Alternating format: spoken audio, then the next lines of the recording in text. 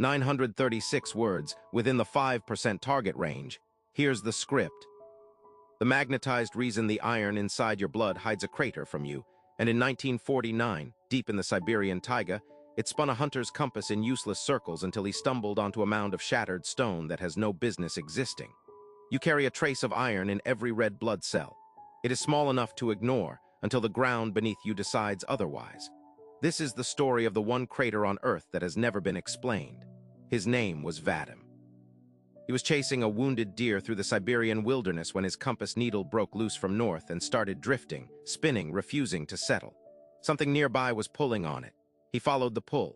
What he found rising out of the taiga was a mound 160 feet tall and 700 feet wide, built from cracked, fused limestone that looked burned from the inside out. The trees for a mile around leaned away from it like they were fleeing. Locals had a name for it already. They called it Padomski, the fire eagle's nest. They said nothing that walked near it walked away the same. Scientists finally reached the site in the 1960s, and the readings made no sense. The mound sits on flat, undisturbed ground with no impact debris, no meteorite fragments, no blast zone. That rules out an asteroid strike outright. There is no volcanic vent underneath it, no magma chamber, nothing geological that could push 500,000 tons of rock upward from below. And then came the detail that stopped everyone cold. Radiation levels inside the crater's core spike higher than the surrounding forest, not lethal but present and unexplained. Tree ring samples from the area show a burst of accelerated, deformed growth beginning the exact same year the mound is estimated to have formed. Something happened here, something with enough force to fuse stone and bend biology, and it left no fingerprints behind. For 70 years, every theory proposed to explain Padomski has eventually collapsed under its own evidence. You'd expect a meteorite. That was the first guess, and the obvious one, a rock from space slamming down, punching the ground into this exact shape. But meteorite strikes leave iron shrapnel scattered underground, a magnetic signature scientists can detect from the air. Aerial surveys of Padomski found nothing. No iron core, no impact fragments buried beneath the mound at all. Whatever built this thing did not fall from the sky. The next guess was a volcanic gas eruption, similar to the ones that punch craters into permafrost elsewhere in Siberia. But those eruptions leave scorched, blackened rock and collapsed underground caverns.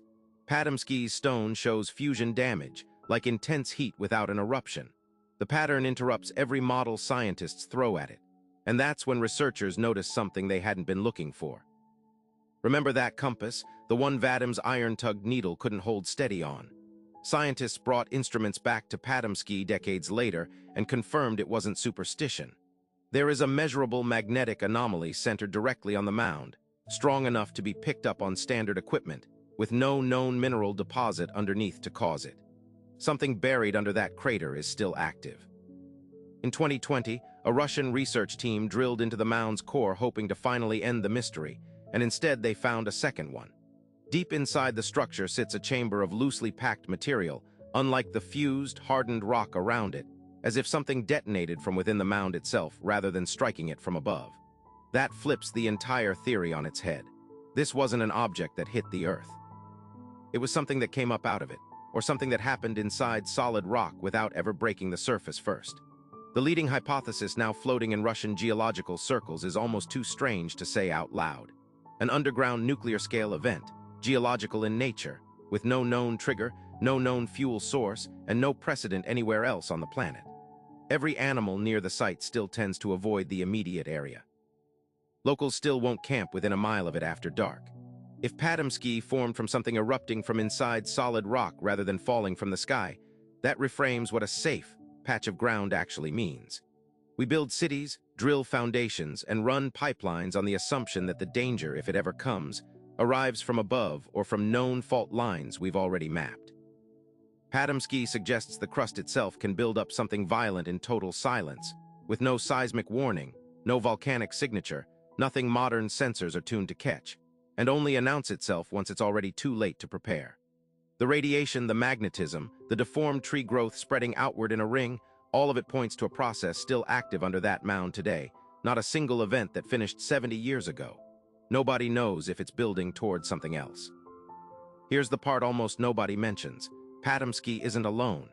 Researchers combing old Soviet survey data have flagged at least 2 other mounds in remote Siberia with the same fused stone, the same magnetic pull, the same dead quiet where wildlife should be. Neither has been fully excavated. Nobody has explained why they exist, why they cluster where they do, or what, if anything, is still happening beneath them right now. So the question isn't what made the fire eagle's nest 70 years ago. It's what's underneath your own feet, quietly building toward the day it decides to rise.